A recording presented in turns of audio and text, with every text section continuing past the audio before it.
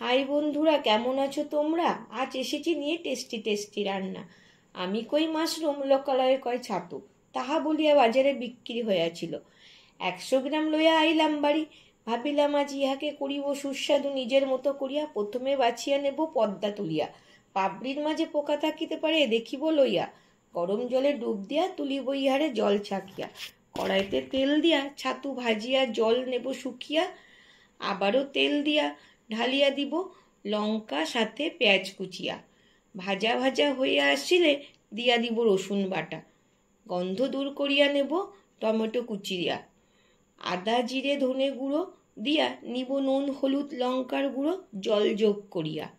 মিশিয়া মিশিয়া মশলাটারে কষিয়া কষিয়া তেল নেব ভাসিয়া ভাসিয়া।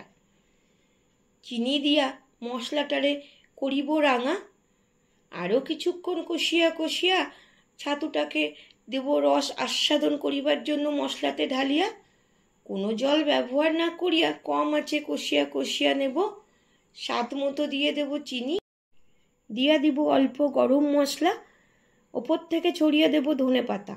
তাহলে হয়ে যাবে আমার মশলা মাশরুম থুরি মশলা ছাতু। এবার তবে যাই, তোমরা কমেন্ট করিতে ভুলিব নাই।